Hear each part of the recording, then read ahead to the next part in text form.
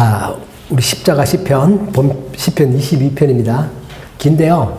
1절부터 31절까지 전체입니다. 제가 좀 길어서 좀 잘랐을까 생각하다가도 이게 기본적으로 시죠. 시기 때문에 시라는 것은 전체를 다 읽어야 그 시가 말하고 있는 뉘앙스, 느낌, 느껴졌기 때문에 좀 길지만 전체를 다 읽으려고 생각합니다.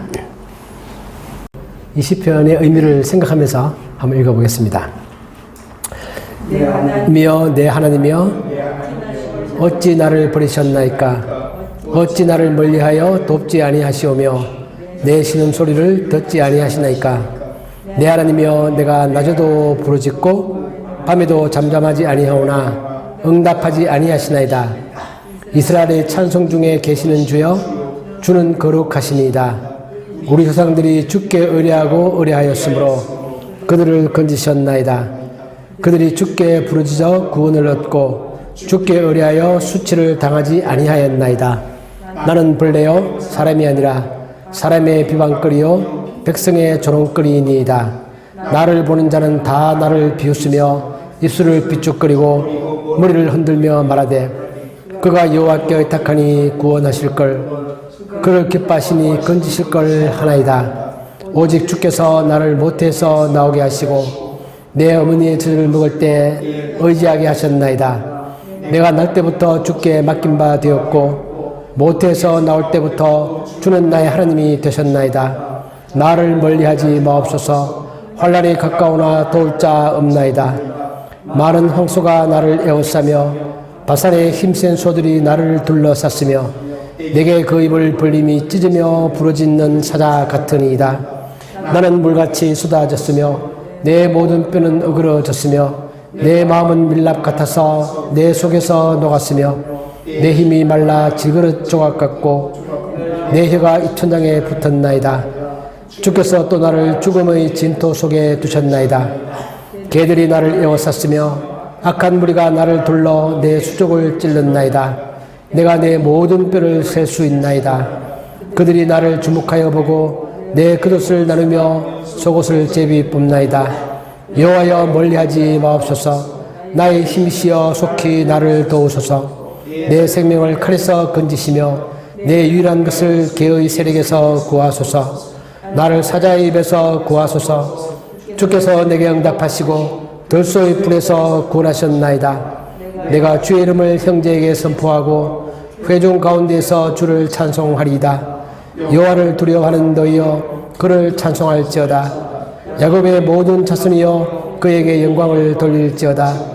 너희 이스라엘 모든 자손이여 그를 경외할지어다. 그는 곤고한 곤고를 멸시하거나 싫어하지 아니하시며 그의 얼굴을 그에게서 숨기지 아니하시고 그가 울부짖을 때 들으셨도다. 큰 회중 가운데서 나의 찬송은 주께로부터 온 것이니 주를 경외하는 자 앞에서 나의 서원을 갚으리이다.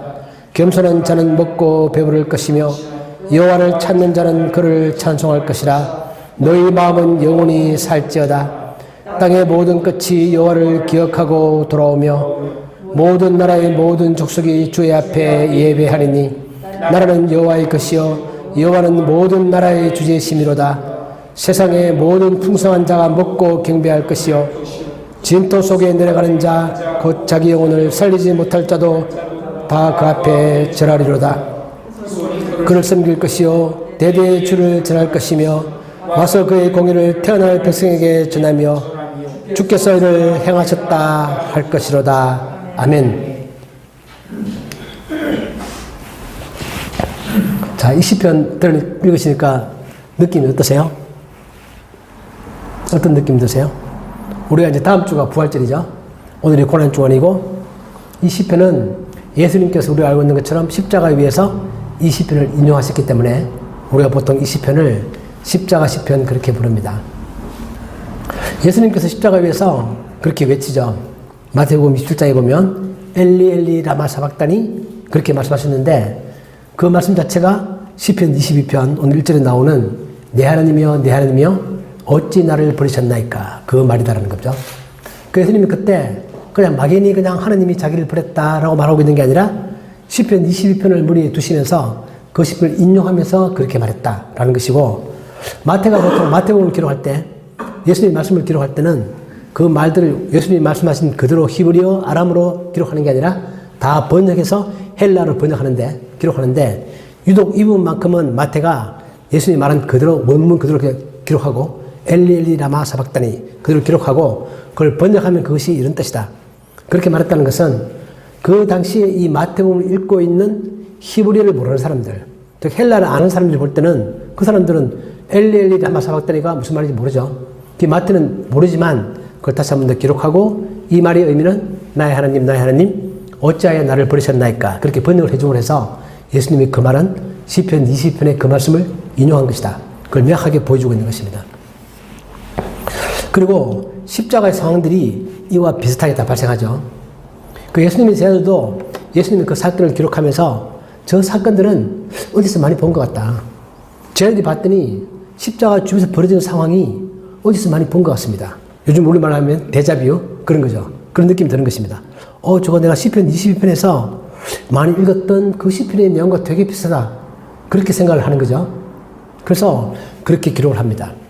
우리가 성경이라는 것이 제자들이 기록했지만 그것이 성령의 감동으로 기록된 것이라면 바로 하나님께서 성령께서 예수님 저 십자가의 사건은 시편 22편에 이미 다윗이 예언했던 그 상황이 지금 그대로 일어나고 있는 것이다. 그렇게 우리들에게 말씀해 주고 있는 거죠. 우리 보면 요한복음에 보면 예수님의 십자가에 못 박았던 그 사람들이 군인들이 서로 말하되 이것을 찢지 말고 누가 얻나 제비 뽑자 하니 이는 성경에 그들이 내 옷을 나누고 내 옷을 제비 뽑나이다 한 것을 응하게 하려 합니다. 그 10편의 그 22편의 내용들이 이루어지게 하기 위해서 로마 군인들은 예수님을 십자가에 못 박고 그것을 우리가 서로 찢어서 나누어 가지지 말고 한 사람만 갖자. 그래서 우리가 제비를 뽑자. 그렇게 말한다. 그리고 시편 22편 18절에 시편에 나와 있는 것처럼 그들이 내 그릇을 나누고 내 속옷을 제비 뽑습니다. 이렇게 말할 상황들이 그대로 이루어지고 있는 것이다. 그것은 제자들이 볼 때 그런 느낌이 들고 또 성령께서 제자들의 마음 가운데 그런 감동을 주셔서 시편 20편의 그 내용이 그대로 이루어지고 있는 것이다. 지금 그렇게 말하고 있는 것입니다. 또 보면 마태복음 7장에 보면 이렇게 말하고 있는 거죠. 27장에 보면 사람들이 십자가에 못 박힌 예수를 보면서 그 예수를 조롱합니다. 너 그렇게 하나님의 아들이라며 너 그렇게 하나님을 잘 믿는다며 근데 하나님이 왜 지금 너를 버리는 거야? 너 그렇게 능력 있다며 한번 뛰어내려 봐봐. 지금 하나님이 너를 구원하는 걸 우리가 보면 우리가 너를 믿을게. 그걸 조롱하는 거죠. 이런 조롱의 사건도 시편 20편에 나와 있는 것처럼 사람들이 그 당시에 다윗 당시에 그렇게 말한다는 것입니다. 그 사람은 보니까 믿음이 되게 좋은 사람이라며 평소에 그는 항상 하나님을 잘 의리한다며 그러면 하나님이 그를 구원해 주겠지? 근데 왜 하나님이 그를 구원하지 않고 있는 거야? 그래 주변 사람들이 그렇게 그 사람을 조롱한다는 것입니다. 이건 우리들의 삶 가운데 많이 일어나는 일이죠. 우리도 내가 평소에 열심히 잘 믿는 사람이고 내가 목사고 장로고 그렇게 하고 있는데 내가 어떤 어려움에 봉착하면 주변 사람도 그렇게 말을 합니다. 너 그렇게 열심히 평소에 하나님을 잘 믿고 있고 하나님을 잘 신뢰하고 하나님은 전능자시고 그렇다면 너의 그 어려움을 하나님이 왜 안 도와주시는 거야? 그렇게 말한다는 것입니다. 그와 똑같은 일이 시편에도 예언되어져 있고 십자가에 못 박힌 예수님을 향하여도 사람들이 똑같이 그렇게 말을 하고 있다는 겁니다. 자, 이 시는 우리가 봤던 것처럼 다윗의 시입니다. 타이틀에 보면 21절에 보면 다윗의 시라고 되어 있고 타이틀이 인도자를 따라 아이엘 렛 샤할에 맞춘 노래 그렇게 되어 있습니다. 그게 다윗이 쓴 시죠. 그래서 우리는 생각을 해봅니다. 다윗이 어떤 상황에서 이 시를 썼을까? 저 시편 내용처럼 다윗이 어떤 상황에서 저처럼 절망적인 하나님이 다윗을 완전히 버린 것 같은 그런 느낌을 받는 그런 시를 다윗이 썼을까? 그렇게 연구해보지만 다윗의 모든 상황 가운데서 딱히 어떤 상황이 이 시편의 배경이 되겠다 그렇게 보여지는 상황이 별로 없다는 것입니다. 물론 다윗이 어려운 상황을 많이 겪었죠. 사울 왕으로부터 핍박을 받고 자기들 압살롬의 반란 때문에 자기 힘들어서 도망다니고 이런 상황들이 많이 있었지만 이처럼 절망적으로 다윗이 외칠 수 있었던 그런 상황이 무엇이었을까? 그 상황은 잘 없다는 것입니다. 이것은 어느 정도 다윗 입장에서는 미래를 예언한 시다. 그렇게 볼 수밖에 없습니다. 또 하나 놀라운 것은 뭐냐면 보통 다윗의 시편에 보면 그 힘들 때 하나님을 향하여 부르짖고 그 다음에 따라오는 내용들은 뭐냐면 항상 다윗은 복수를 원합니다. 하나님 저희 복수를 해주십시오. 저는 억울합니다. 하나님 저 악한 자들을 하나님께서 무찔러 주십시오. 심판해 주십시오. 그런 복수의 내용이 들어있는데 이 시편 20편 속에는 복수에 대한 얘기가 없습니다. 고통을 당하는 얘기만 있고 하나님께 기도하고 그런 내용이 들어있는데 복수에 대한 얘기가 없다는 것입니다. 그래서 이 시편은 다윗이 쓴 시편이지만 뭔가 다윗의 시편과 좀 다르다. 다른 시대와 좀 다르다. 그런 느낌을 우리들에게 줍니다. 우리가 타이틀에 보는 것처럼 인도자를 따라 부른다라는 얘기는 같이 부른다는 뜻이죠. 즉 이 시는 개인적인 시기도 하지만 예배 공동체에서 같이 모여서 이 시편을 같이 노래하는 그런 시들입니다. 우리는 시를 지금 읽지만 이스라엘 사람들 시를 노래하죠. 노래할 때는 곡조가 필요합니다. 그죠? 그 곡조가 뭐냐면 아이엘렛 샤할이라는 곡조다. 좀 특이하죠? 히브리어죠 물론. 근데 그 단어를 직역하면 아침 사슴 그런 뜻이랍니다. 우리가 이것은 곡조가 있는데 사슴 곡조에 맞춰서 부르는 노래다. 우리가 아침 사슴 그러면 뭔가 아름답고 귀엽고 그렇지 않습니까? 이 시 분위기가 그 곡조가 잘 맞을까? 그 생각이 들기도 하고 또 한편으로는 뭔가 좀 약간 슬프기도 합니다. 아침에 사슴이 고요한 데 나와서 거니는 장면이 아름답기도 하지만 또 슬프기도 약간 하죠. 애잔하기도 합니다. 우리 같으면 요즘 같으면 뭐 C 장조에 맞추는 노래 또는 뭐 A 단조에 맞추는 노래 그런 식으로 이때 곡조가 있는 것이죠. 그 곡조 이름이 바로 아엘렛 샤알이다 라는 겁니다.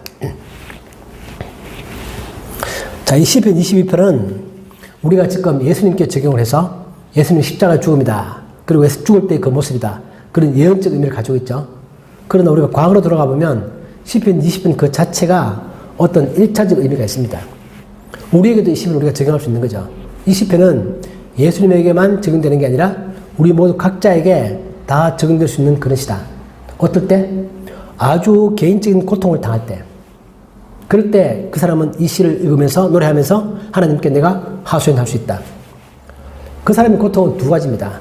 첫 번째 하나는 하나님이 자기에 대해서 모른 척하는 것 같다는 것입니다. 그게 제일 큰 고통이죠. 내가 아무리 힘들어도 하나님이 내 옆에 있고 하나님 나의 기도를 들으시고 뭐가 나와 함께 하신다. 그런 느낌이 들면 나는 그 고통을 이겨낼 수도 있고 뭐가 내가 해볼 수도 있을 것 같은데 가장 어려운 점이 하나님이 나에 대해서 침묵하신다. 하나님이 없는 것 같다. 하나님이 나를 버린 것 같다. 이런 느낌을 드는 게 그건 가장 큰 고통입니다. 그 1절에 봤던 것처럼 하나님 어찌하여 나를 버리십니까? 이렇게 외치는 것처럼 그런 것입니다. 두 번째는 주변 사람들이 나를 힘들게 합니다. 아까 우리 말했던 것처럼 주변 사람들이 나를 위로하고 위안해주고 같이 기도하고 그래야 되는데 겉으로 보기에는 나를 위하는 것 같고 나를 위해 기도하는 것 같습니다. 그런데 마음속으로는 나를 조롱하는 것 같습니다. 정말 그렇게 믿음이 좋다더니 너희 그 모습이 현재 뭐냐? 너희 믿음이 가짜 아니냐? 하나님 너를 버린 거 아니냐? 이런 식으로 말한다는 것입니다.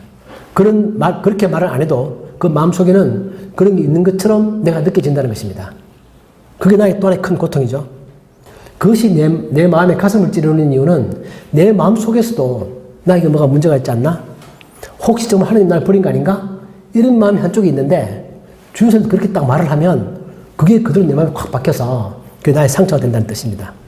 그 사람은 이 두 가지가 너무 힘든 것입니다. 그래서 시편을 보면 전반부의 분위기와 후반부의 분위기가 되게 다릅니다. 전반부의 분위기는 굉장히 어둡고 힘든데 후반부로 가면 하나님이 나의 기도에 응답하시고 하나님을 찬양하고 그런 내용으로 막 되어 있습니다. 우리가 이 시를 보면 이 시가 과연 한 개의 시일까 싶을 정도로 앞의 분위기와 뒤의 분위기가 많이 다릅니다. 완전히 뒤에 가면은 반전이 일어납니다. 그래서 이 시에서 이 시를 쓴 사람은 앞부분에서 내가 엄청 힘들고 힘들지만 그러나 뒤로 가면서 자기는 그 힘든 가운데서도 하나님께 기도하고 하나님이 나의 기도에 응답한다는 사실을 점점 더 마음에 확신을 갖습니다. 그러니까 이 사람의 훌륭한 점은 뭐냐면 하나님이 나를 버린 것 같다. 그렇기 때문에 나는 술병을 가지고 산으로 가서 술을 마시면서 혼자 탄식하는 게 아니라 하나님이 나를 버렸다는 생각이 들 때도 그 하나님께 나오는 것입니다. 하나님께 따지는 것입니다. 하나님 왜 나를 버리셨습니까? 이게 따지는 것입니다. 이 태도가 참으로 훌륭한 거죠. 이 정말 중요한 것입니다. 사람들은 세상이 나를 버렸고 하나님도 나를 버렸고 그 누구도 나를 지지한 사람들이 없다. 그럴 때 그는 혼자 골방으로 가고 산으로 가고 그 다음에 자살하고 자기 생을 비참하게 끝내버립니다. 그런데 이 사람은 그 사람들 못지않게 아주 어려운 상황이 있지만 그 원망을 다른 데 하는 게 아니라 하나님께 한다는 것입니다. 하나님 앞에 와서. 그러면서 그는 거기서 답을 찾는 것이고 그 가운데서 그는 그래도 자기의 기도를 전혀 안 듣는 것 같은 그 하나님이 자기의 기도를 듣고 있다는 사실을 점점 더 확신해가고 어떤 하나님의 큰 뜻 가운데서 나 이 고통이 있는 것이구나 라는 사실을 깨닫는다는 것입니다. 내가 지금 잘 이해할 수 없지만 욥과 똑같이 내가 지금 잘 이해할 수 없고 내가 잘 해석이 안 되고 내가 잘 받아들여지지 않지만 그냥 내가 알 수 못하는, 내가 알 수 없는 하나님의 큰 계획과 섭리 가운데서 나의 고통이 존재하는 것이구나 그렇게 이해하고 거기에 대해서 하나님이 나를 버리신 게 아니라 내 기도에 응답하시고 반드시 나를 도와주실 것이고 하나님의 그 큰 뜻이 반드시 이루어질 것이라는 사실을 그가 확신하면서 하나님을 향한 찬양이 나온다는 것입니다. 이게 이 시가 가지고 있는 중요한 의미죠. 그래서 우리가 이런들 보면 하나씩 조금씩 보면 그는 이런 생각을 합니다. 우리가 교회에서 배우는 신앙의 원리와 나의 현실은 격차가 너무 크다. 내가 교회에서 배울 때는 하나님은 항상 나를 도와주시고 내 기도에 응답하시고 나를 사랑하시고 그런 교회에서 배우고 나도 그걸 공부합니다. 내 마음에 새깁니다. 그럼 정작 내가 나가서 살아보면 내 현실은 내가 교회에서 본 그 원리와 너무나 다르다는 것입니다. 그게 갭이 너무 크다는 것입니다. 그 갭을 내가 어떻게 해석하며 어떻게 내가 받아들이며 그걸 내가 어떻게 수용할 수 있을 것인가. 그것이 이 사람이 가지고 있는 큰 고통이라는 것입니다. 그래서 하나님은 아무리 내가 기도해도 한 말씀도 안 하십니다. 여러분 들어보셨습니까? 한 말씀도 안 합니다. 하나님은 침묵하고 있는 것 같습니다. 내가 기도를 해나 안 해나 듣거나 계시나 알고나 계시나 이 생각이 들 정도로 하나님은 침묵하고 있다. 그리고 주변 사람들은 나에게 정말 위로 대신 경멸을 한다. 그러니까 예수님 십자가에서 느꼈던 것과 똑같은 그런 것도 우리는 많이 느낀다. 또 설령 주변 사람들이 나를 향하여 경멸하지 않다 할지라도 내 마음 가운데 자격지심이 생긴다. 자꾸 내가 초라해지고 작아지고 나서기가 힘들어지고 그런 것입니다. 우리 보면 교회도 보면 어떤 사람들이 사회에서 잘 될 때 그럴 때는 교회 열심히 나오는데 힘들어지면 교회를 안 나옵니다. 제가 한 분도 엄청 열심히 봉사하고 평생을 열심히 했는데 아무도 보상도 없고 몸도 아프고 그러다니까 교회랑 발을 끊어버립니다. 혼자 물론 가서 열심히 기도하겠지만 나타나지 않습니다. 그것이 바로 우리가 배우는 신앙의 원리와 우리 현실 삶 사이에는 생각보다 큰 갭이 있다는 것입니다. 그걸 우리가 인정해야 됩니다. 그게 이 사람의 고통이죠. 그리고 이 사람은 자신을 괴롭히는 사람들에 대해서 엄청 큰 두려움을 가지고 있습니다. 우리 시편 22편에 보면 많은 황소가 나를 에워싸며 바산의 힘센 소들이 나를 둘러쌌으며 내게 그 입을 벌림이 찢으며 부르짖는 사자 같고 개들이 나를 에워쌌다. 그렇게 표현합니다. 이 황소 생각하시면 투 생각하시면 되고 이 성경에 나와 있는 것처럼 바산의 힘센 소 그러면 그 당시에 바산 지역에서 나온 소들이 아주 덩치가 크고 힘이 셌다고 합니다. 그 소들이 나를 삥 둘러쌌습니다. 이게 누굴 말하는 거죠? 자기 주변에 있는 친구들, 자기 대적들, 자기 주변에 있는 사람들을 이렇게 표현하고 있습니다. 내 주변의 사람들이 내가 느끼기에는 이 시니까 어느 정도 표현하죠? 힘센 황소 같다. 그들이 나를 뺑 둘러싸고 있다. 이 말 속에는 내가 그들을 결코 이기지 못한다. 내 힘으로는. 그런 느낌이 든다는 거죠. 그리고 그들은 사자 같다. 울부짖는 사자 같고 먹이를 찾아 헤매는 개 같다. 그들은 내 주변에 뺑 둘러싸서 나로 하여금 정말 내가 어떻게 할 수 없는 나를 잡아먹으려고 하고 나를 죽이려고 하고 그런 사람들로 가득 차 있는 그런 느낌을 이 사람이 받는다 그 뜻입니다. 주변에 그 사람들이 실제로 그런 사람들인지 우리가 알 수 없지만 적어도 이 사람이 당하는 고통은 자기 마음 가운데 그런 공포심을 느끼고 그런 절망감을 느끼고 그런 답답함을 느낀다 그 뜻입니다. 그게 이 사람의 고통입니다. 그러면서 자기 자신은 또 한편으로는 아주 어떻게 할 수 없는 무기력감을 느낍니다. 우리 22편에 보면 그렇게 둘러쌌기 때문에 나는 물같이 쏟아졌다. 내 모든 뼈는 다 얼어졌다. 내 마음은 밀랍 같아서 내 속에서 다 녹아버렸다. 내 힘이 말라 질그릇 조각 같고 내 혀가 입 천장에 붙었다. 주께서 나를 죽음의 진토 속에 두셨다. 그러니까 자기 속은 어떤 거냐면 내가 뺑돌사인 느낌이고 탈출구가 없는 것 같고 내가 물같이 쏟아졌다. 이 말은 직역하면 내가 완전히 휩쓸려갔다. 홍수에. 그런 느낌입니다. 내가 휩쓸려간 느낌, 내가 정할 수 없는 느낌, 내 모든 뼈가 다 어그러진 느낌. 내 마음은 다 녹아버리고 쉽게 말하면 나는 지금 죽을 것 같다. 요즘식으로 말하면 공황장애 같은 거 완전히 어떻게 할 수 없는 절망감 이런 속에 빠져있는 자기 자신에 대한 무기력감 이런 걸 느끼는 것입니다. 이게 이 사람이 느끼는 그런 느낌이죠. 이게 이 사람의 고통입니다.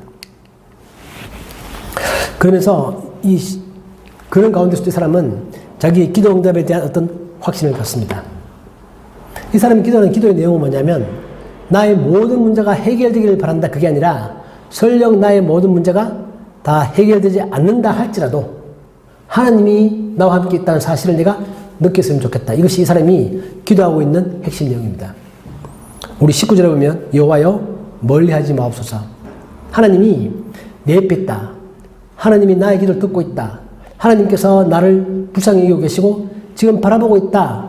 이런 느낌만 들어도 자기는 나의 기도가 응답되어졌다고 보겠다. 그 뜻입니다. 그 다음에 사실상 자기가 직면하고 있는 그 문제가 해결되냐 안 되냐 하는 문은 2차적인 문제다. 그건 둘째 문제다. 하나님께서 어떤 경우에는 나의 현실적인 그 문제를 해결해 주실 수도 있고 어떻게 보면 하나님께서 하나님의 뜻 가운데서 상당한 기간 동안 나의 문제를 해결 안 해줄 수도 있다. 그건 우리가 알 수 없죠. 그러나 분명히 이 사람이 구하는 것은 어떤 경우든 간에 하나님이 나와 함께 있다는 사실을 내가 좀 느꼈으면 좋겠다. 나는 하나님의 임재를 느끼고 싶다. 이게 이 사람이 기도하고 있는 기도의 핵심 내용입니다. 이건 우리 기도도 마찬가지죠. 우리가 아무리 기도해도 어떤 경우에는 나의 상황이 좋아질 수도 있습니다. 어떤 경우에는 계속 안 좋아지는 경우도 많습니다. 그러니까 나는 그럴 경우에도 하나님이 나의 기도를 들으시고 내 옆에 계시고 나와 함께 있다는 사실을 내가 느끼기만 해도 나는 아까 말했던 것처럼 내 마음속에 일어나고 있는 모든 문제들이 다 해결되어진다. 난 그것만 있으면 정말 더 이상 바랄 게 없다. 그런 생각을 하는 것입니다. 그러면서 이 시를 쓴 사람은 계속 그런 기도를 하면서 그런 가운데서 하나님이 나의 기도에 응답하신다라는 사실을 느낍니다. 우리 21절에 보면 주께서 내게 응답하시고 들소의 뿔에서 구원하셨나이다. 이 과거형으로 표현하는 거죠. 이 성경의 표현 방법입니다. 과거형으로 표현하는 것 반드시 이루어진다. 이미 이루어졌다. 이렇게 보는 거죠. 그 사람이 어떤 상황에서 이렇게 기도하면서 자기 마음 가운데 하나님 나의 기도에 응답하셨는가? 주변의 상황은 아무것도 바뀐 게 없지만 자기 마음 가운데 기도하는 가운데서 하나님이 자기 옆에 계시고 내 기도를 들으시고 한다는 사실을 그는 느끼고 있는 것입니다. 그렇기 때문에 시편 22편 21절 이 부분이 전반부의 끝이고 이때부터 새로운 터닝 포인트가 이루어집니다. 이 시의 분위기가 확 바뀌고 전혀 새로운 내용으로 나아갑니다. 그러면서 그가 자기의 기도에 응답하신 하나님에 대한 확신을 갖는 이유는 뭐냐면 자기가 성경을 읽어봤더니 과거에 하나님께서 많은 사람들의 기도에 응답하셨다.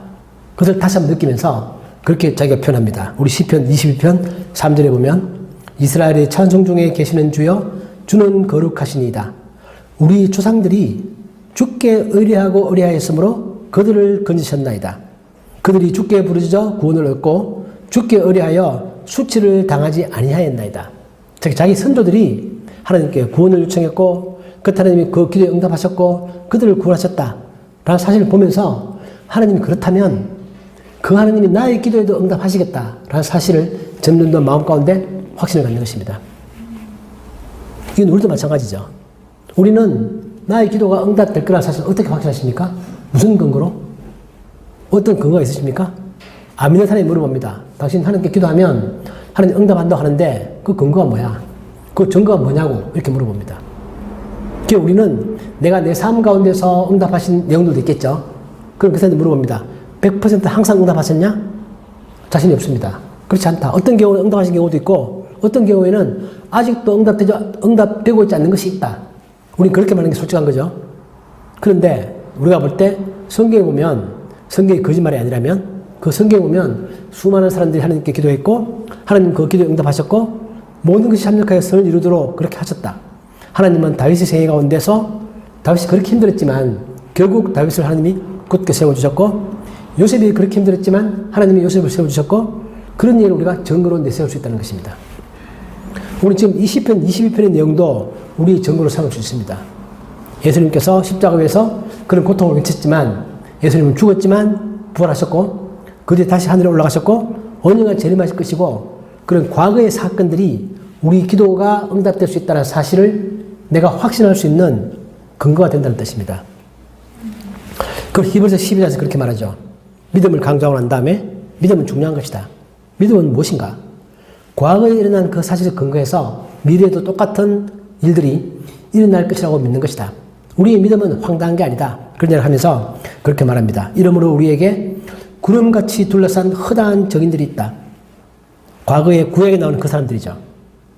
그렇기 때문에 우리는 무거운 것과 얽매이기 쉬운 모든 죄를 벗어버리고 인내로서 우리 앞에 당한 경주를 하며 믿음의 주요 또 온전케 하시는 이인 예수를 바라보자. 예수님도 우리의 기도 확신의 큰 증거가 된다는 뜻입니다. 하나님께서 과거에 응답하셨던 그 모든 사건들이, 그 모든 사람들이, 그 모든 기도 응답의 내용들이 지금 나도 기도하면 하나님이 똑같은 하나님이시니까 또 하나님은 그런 목적으로 성경을 기록하셨기 때문에 하나님이 왜 우리들에게 성경을 읽으라고 말하냐면 그 성경 속에 나와 있는 하나님이 오늘 현재 살아있는 그 하나님이시기 때문에 너도 똑같이 기도하면 너의 기도에도 내가 응답할 것이다. 그렇게 말씀하고 있는 것이기 때문에 우리는 그 성경을 근거로 해서 내가 기도한 그 기도를 하나님이 응답하실 것이다. 그렇게 내가 확신할 수 있다. 그런 의미죠. 그 똑같이 과거로 돌아가서 이 시편 22편 이걸 쓴 다윗도 그런 기도의 확신에 대한 내용을 가지고 있는 것입니다. 자기 순서를 받더니 그렇더라.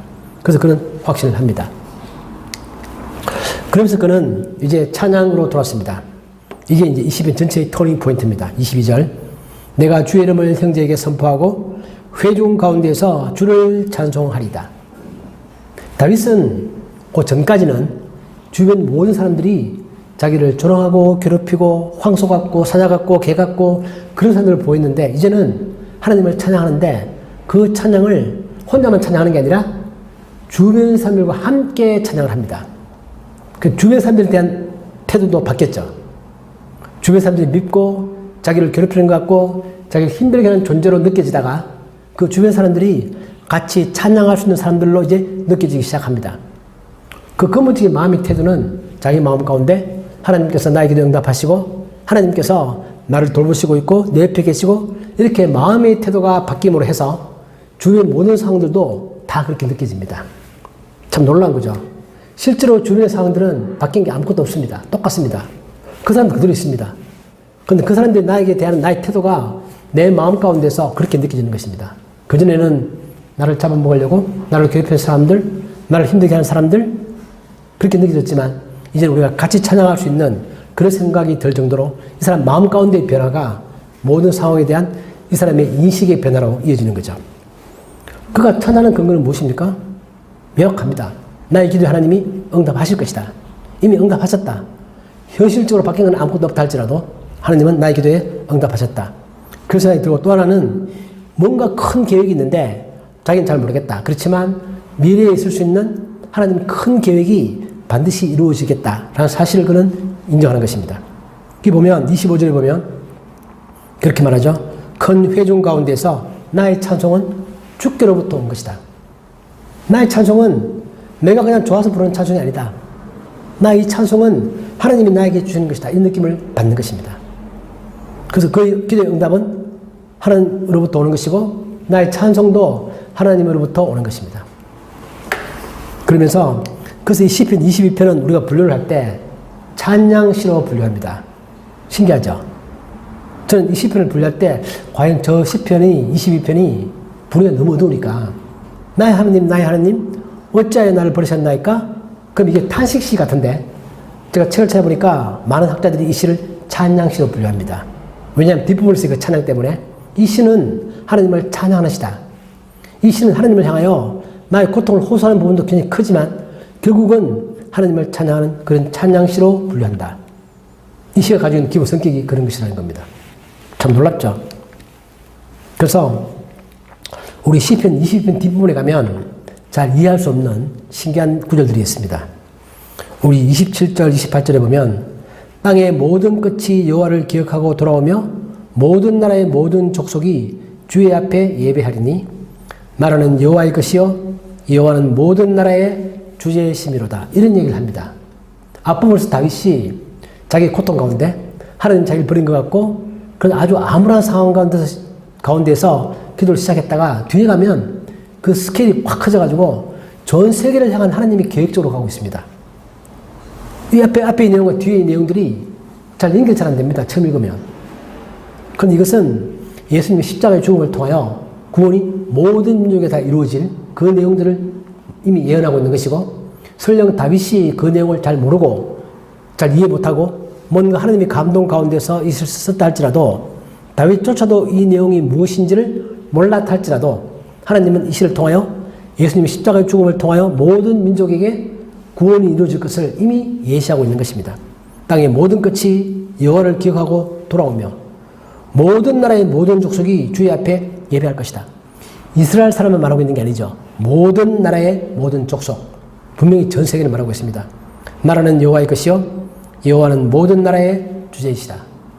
이 시 속에 예수님 십자가의 죽음과 그걸 통하여 바울의 전도를 통하여 복음이 전 세계로 퍼져가서 한국에 있는 우리까지도 하나님께 예배할 것을 이미 이 시에서 예언하고 있는 것입니다. 장로님이 오늘 이 교회에 참석해서 하나님께 예배 드릴 것이라는 내용들이 이 시에 이미 예언되어 있다는 뜻입니다. 그때 이 다윗은 이 시를 쓰면서 뭔가 성령의 감동으로 그런 느낌을 받고 하나님 뭔가 큰 뜻이 있구나.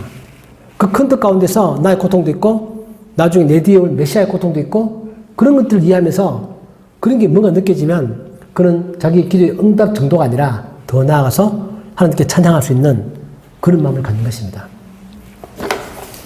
그래서 마지막 절 보면 참 놀라운 말씀입니다. 시편 22편 30절 31절 후손이 그를 섬길 것이요 대대의 주를 전할 것이며 와서 그의 공의를 태어날 백성에게 전하며 주께서 이를 행하셨다 할 것이로다. 이 시의 마지막 부분입니다. 그래서 하나님께서 모든 걸 다 이루신다. 그렇게 하는 것이고 모든 사람들이 그러한 사실을 인정할 것이다. 하나님이 이 모든 것을 이루었다라는 사실을.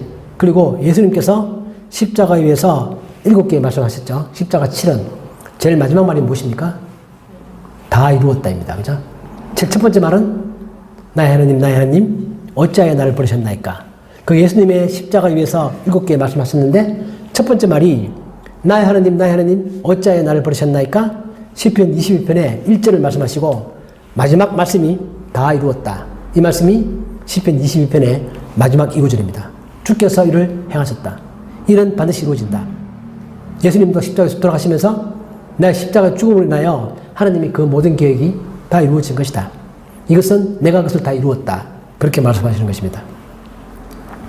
그래서 시편 22편은 그렇게 알고 보면 좀 놀랍습니다.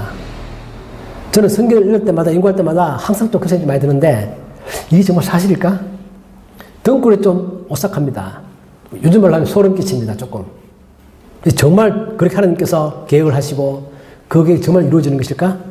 이렇게 앞뒤가 딱 맞는 것인가? 사람들이 억지로 짜맞춘 거 아닌가?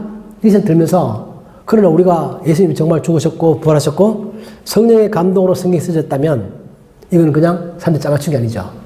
우연히 이루어진 것도 아닙니다. 정말 다윗이 시편 22편을 그런 의미로 썼고 실제로 그 일이 예수님 십자가에서 그대로 이루어졌고 그것이 복음이 돌고 돌아서 정말 나한테까지 왔나? 하나님이 창세전에 나를 선택하시고 나를 예정하시고 나를 구원하신 거 맞나? 이런 생각이 들면 소름 안 끼치세요? 저는 아무 느낌 없는 게 더 이상합니다. 진짜 정말 등골 좀 오싹합니다. 와 정말 그렇게 이루어진단 말이야. 진짜로? 그 생각이 든다는 거죠. 오늘 시편 속에는 그런 내용이 들어있습니다. 우리가 시편 이 내용을 좀 정리해보면 시편 22편은 크게 앞부분과 뒷부분 나눠져 있다. 앞부분은 아주 어둡고 암울한 분위기다. 뒷부분은 아주 밝고 기도 응답, 하나님의 섭리가 다 이루어지는 것, 찬양 이런 것으로 가득 차 있는 그런 아주 긴 시지만 그런 두 개의 내용으로 이루어져 있다. 내 삶 가운데서는 내가 오늘 살아가고 있지만 나도 그동안 믿음 생활 열심히 해왔고 내가 기도하고 응답받고 많은 간절 끝들이 많이 있지만 오늘 현실 가운데서도 나는 여전히 내가 이해하지 못하는 어려운 상황에 계속 부닥치고 있다는 것입니다. 이건 아마도 우리들의 삶 전체를 통해서 계속 이어질 것입니다. 그렇겠죠? 나는 하나님께 매일 기도하고 매일 간청하는데 하나님은 그 기도에 대해서 금방금방 응답하지 않으십니다. 내 병도 금방 낫지도 않고 내 주변 상황도 금방 좋아지지도 않고 내가 간절히 바라는 무엇인가가 있는데 그것이 잘 이루어지지 않습니다. 그런 가운데서 우리는 나의 그 기도가 설령 하나님이 침묵하는 것 같아도 이 시편의 내용처럼 하나님이 내 옆에 계시고 하나님의 큰 승리 가운데서 나의 뭔가 어려움도 있고 나의 성공도 있고 나의 실패도 있고 그 모든 것들이 하나님의 그 큰 섭리 가운데서 있고 그것이 이루어지고 있는 것이다. 그런 사실을 오늘 이 시를 통해서도 다시 한 번 더 내가 느끼고, 다윗도 그랬고 예레미야도 그랬고 이사야도 그랬고 요셉도 그랬고 수많은 믿음의 영웅들이 다 그런 삶을 살았던 것처럼 우리 역시 그런 과정을 통하여 지금 내가 살아가고 있는 것이다. 나는 그런 가운데서 내가 인정하든 부정하든 간에 하나님은 존재하시고, 나는 말을 했는데 하나님은 침묵하고 있는 것 같아도 하나님은 듣고 계신 것이고, 내가 알지 못하는 방법으로 나에게 응답하시고, 내 모든 삶이 하나님의 큰 섭리 가운데서 계획 가운데서 계속 진행되고 있는 것이고, 하나님은 그 큰 계획 속에는 나를 향한 하나님의 뭐가 있죠? 간절한 사랑이 있습니다.